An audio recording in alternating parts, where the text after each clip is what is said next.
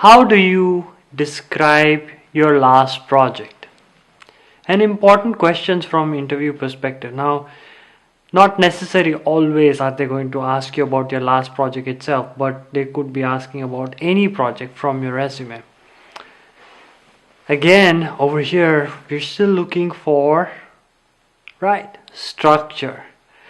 We want to understand what do we put in the introduction, in the main body, and the conclusion. We want to explain the business nature of that project. What is the main functionality or the goal of the application when it is completed? That is something that is going to be finalized when it comes to finishing the project from business perspective. So the introduction could begin something like this. The business wanted to add 10 new products in the set of existing products and assimilate those products from various perspectives, not only have it ready from sales perspective but have the customer service taking care of it, finance related issues, and the customer having the ability to look at that particular product while they are opening their account, or ability to purchase it while they are opening their account where they've not really purchased it yet. So that could be an introduction where you have described what the application is supposed to do, how they want the application to finalize those concepts. So that is the introduction. But in the main body, now you concentrate, great, that was the story, that is the actual way the film was created. But within that story, what role are you playing? What are the key responsibilities that you are taking care of? Usually in any sort of project related aspect, you would want the business to be walked through the end-to-end process, right from the beginning till the very end. But you might want to mix it up a little bit in terms of, not all projects are you going to be required to do end-to-end. Maybe some projects you got introduced after the requirements were done. So depending on how many times have they asked you this question. Some companies, when you're especially working or trying to get a job full time, they might want you to go through each project one by one. There, having that consistency, or you don't have that variation, would sound a little bit cliche. So that is something that is going to be required at that point of time. But let's assume that this is the only project that you are going to be asked to talk about. You want to talk about every possible important aspects of deliverables that are necessary.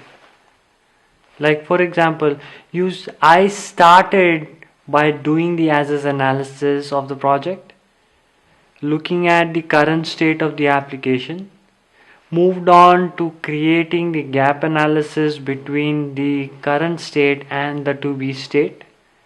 The gap analysis was used to gather information from the JAT session. The JAT session was facilitated by myself. Taking care of these functionalities, I was able to take care of requirements or analyze the requirements from the raw data. The requirements were created, the business and functional requirements were created by me. I created the sequential flow of the functional requirement by creating the use cases. These were all put together in a functional requirement document, which also included the Visio flows or activity diagrams.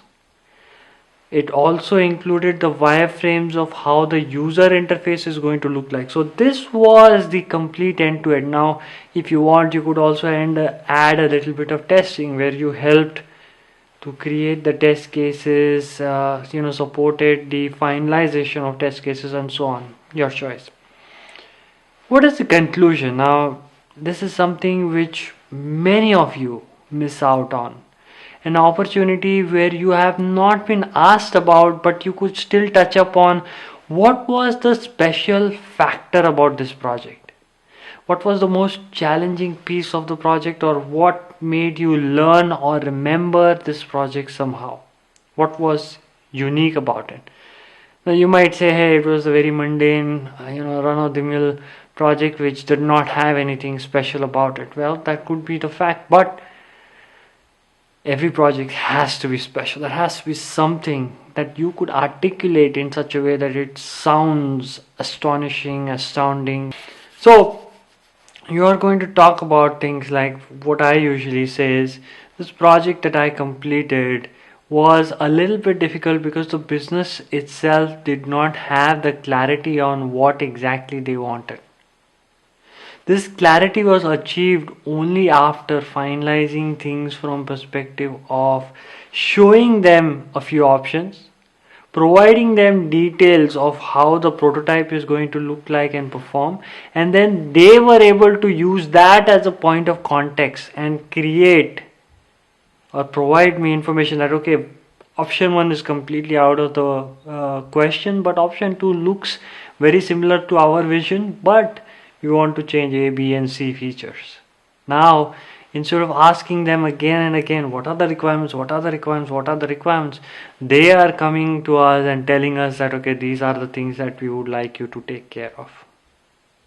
So this is how I would like you guys to practice on how do we create these ways by which you provide structure to a very standard answer. Now you could probably be doing all this just the way I said without having that knowledge about that structure, which is very good, but if you're not doing it, you need to practice.